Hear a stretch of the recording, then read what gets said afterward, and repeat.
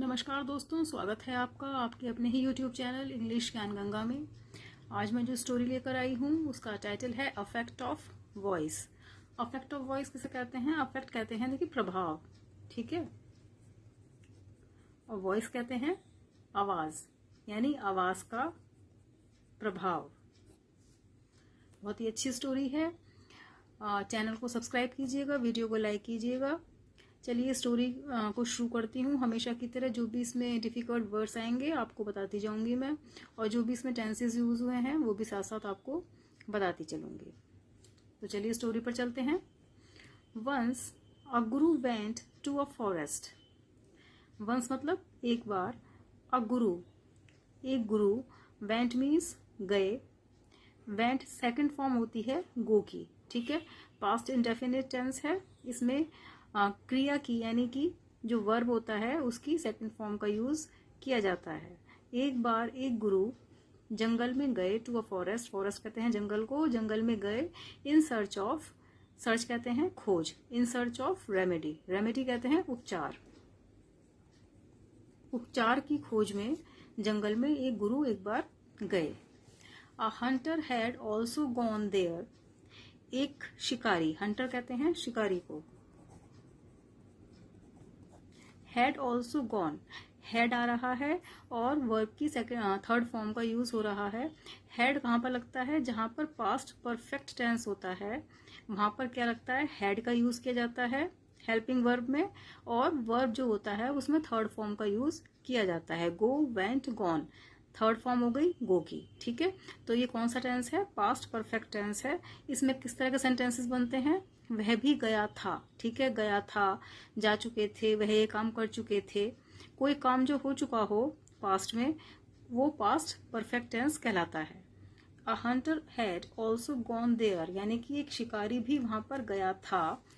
For hunting animals, यानी पशुओं का शिकार करने के लिए। एंड अ सोल्जर, सोल्जर किसे कहते हैं? सिपाही को। And a soldier also arrived there, arrived मतलब पहुंचना।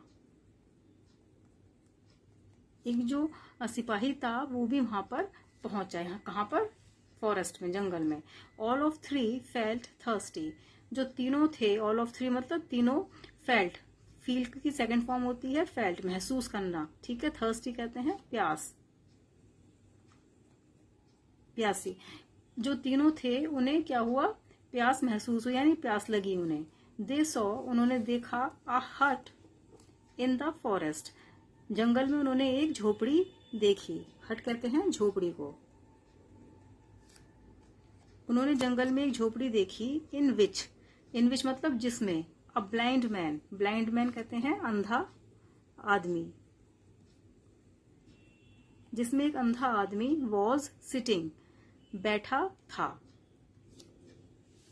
The hunter went there and said, जो शिकारी था वहां पर गया और उसने कहा, क्या कहा? ओ ब्लाइंड मैन, अंधे आदमी, make me drink water, make me drink water मतलब मुझे पानी पिला दो, मेक मी ड्रिंक वाटर मुझे पानी दे दो या मुझे पानी पिला दो।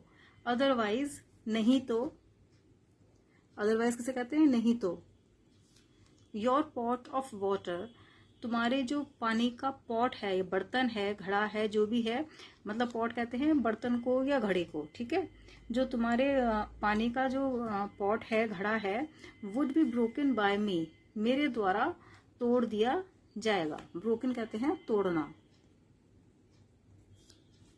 वुड बी ब्रोकन बाय मी, मेरे द्वारा तोड़ दिया जाएगा। देखिए आप पिक्चर के थ्रू समझ सकते हैं। ये है, तीनों है, ये अंधा आदमी है। इससे इसने कहा कि पॉट कौन सा है पानी का? ये, कि मुझे पानी पिला दो, नहीं तो ये पॉट जो है पानी का इसको मैं तोड़ दूंगा, ठीक है। ये सोल्जर है, सिपाही है, और ये वह गुरु है। सॉरी, गुरु नहीं, पहले कौन आया था? हंटर आया था, ठीक है, ये शिकारी था। चलिए आगे देखते हैं। Broken by me, the blind man did not give water to him, जो अंधा आदमी था उसने उसको पानी नहीं दिया। डिड नॉट गिव वाटर पानी उसको नहीं दिया, to him, and moved him away, और उसको आगे कर दिया। मूव्ड हिम अवे मतलब आगे जाने के लिए कहा या आगे कर दिया। Then the soldier came to him and said, फिर क्या हुआ, फिर जो वो सिपाही था वो आया उसके पास, अंधे आदमी के पास, और उससे कहा, ओ ब्लाइंड मैन, अंधे आदमी, गिव मी वाटर, मुझे पानी दो, and take anything you want, और मुझसे कुछ भी ले लो। टेक एनीथिंग मतलब कुछ भी ले लो, यू वांट जो तुम चाहते हो, यानी कि मुझे पानी के बदले में जो भी तुम चाहते हो वो मुझसे ले लो। हियरिंग दिस, यह सुनकर, द मैन गॉट एंग्री, जो वह आदमी था क्या हो गया, गुस्सा हो गया, and moved him away as well, और उसने उसको भी आगे जाने के लिए कहा या आगे कर दिया, दूर कर दिया उसको, ठीक है, अवे मतलब दूर कर दिया उसको। एज वेल, एज वेल किसे कहते हैं, भी, उसे भी उसने आगे कर दिया। The guru went to the blind man, अब क्या था, अब जो वो तीसरा गुरु था वो गया उस ब्लाइंड मैन के पास, and addressed him politely, address कहते हैं संबोधित करना, ठीक है, संबोधन किसे कहते हैं, किसी को भी किसी चीज से बुलाना, हम किसको उसके नाम से बुलाएं या ऐसे करके बुलाएं, ए सुनो, इस तरह से संबोधन जो करना होता है उसको हम एड्रेस्ड कहते हैं। The guru went to the blind man and addressed him politely, politely कहते हैं नम्रता पूर्वक।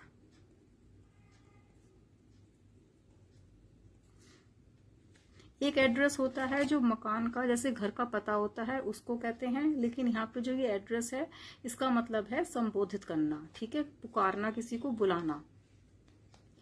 Very humbly, politely and very humbly, बहुत नम्रता पूर्वक और बहुत विनीत भाव से, ठीक है, विनीत भाव से, विनम्रता पूर्वक, हम्बली। आस्क्ड फॉर वाटर, उसने उसको क्या करा, बहुत ही पोलाइटली और हम्बली, विनीत भाव से उससे पानी के लिए कहा। Hearing a very gentle voice, the man said, यानी सुनकर, बहुत ही जेंटल वॉइस, जेंटल वॉइस कैसे कहते हैं, बहुत ही कोमल आवाज, ठीक है, कोमल आवाज सुनकर आदमी ने कहा, आई हैव बिकम सेटिस्फाइड, कि मतलब मैं संतुष्ट हो गया हूं, सेटिस्फाइड कहते हैं संतुष्ट होना। आई हैव बिकम, मैं संतुष्ट हो चुका हूँ, दैट यू अराइव्ड इन माई हट, कि तुम मेरी झोपड़ी में आए। टेक एंड ड्रिंक वाटर, लो और पानी पी लो।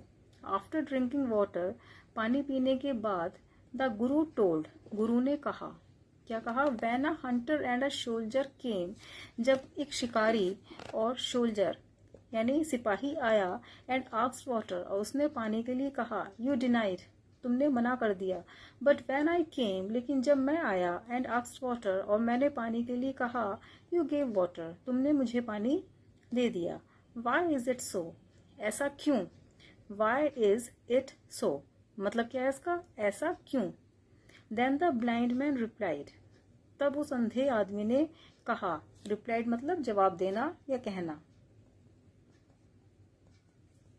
क्या कहा, that it all dependent upon, कि ये सब जो है क्या किस पर निर्भर करता है, upon the voice of a person, किसी भी पर्सन की यानी व्यक्ति की, पर्सन कहते हैं व्यक्ति, किसी भी व्यक्ति की आवाज, वॉइस मतलब आवाज, ये सब किस पर डिपेंड करता है, निर्भर करना, डिपेंड मतलब निर्भर करना, यह सब निर्भर करता है किसी भी व्यक्ति की आवाज पर, ठीक है। मतलब क्या हुआ कि जब उस अंधे आदमी के पास में सोल्जर आया तो उसने उसको किस तरह से एड्रेस किया कि अंधे आदमी मुझे पानी पिला दो, नहीं तो मैं तुम्हारा ये जो पॉट है पानी का इसे तोड़ दूंगा, ठीक है। तो उसने अंधे आदमी ने उसको भी पानी नहीं पिलाया। फिर सेकंड टाइम पर कौन आया, फिर आया एक कौन आया था सेकंड टाइम पर, सोल्जर आया था, सिपाही आया था।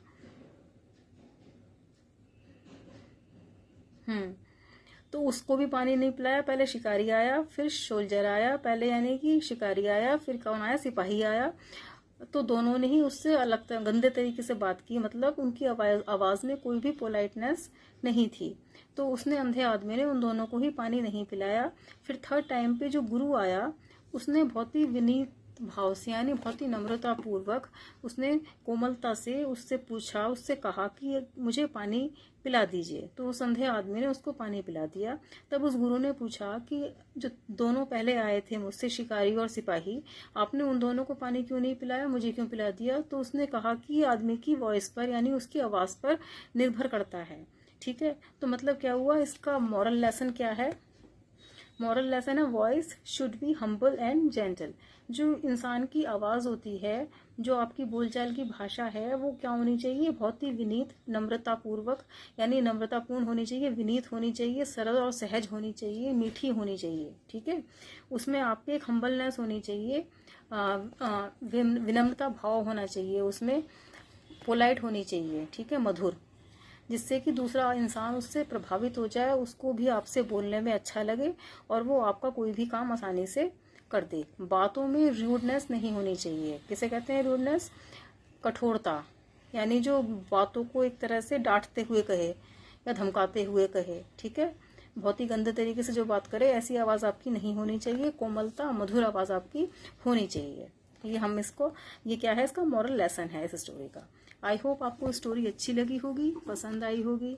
चैनल को प्लीज़ सब्सक्राइब कीजिएगा, वीडियो को लाइक कीजिएगा। मिलती हूँ आपसे नेक्स्ट वीडियो में। Till then take care. जय हिंद।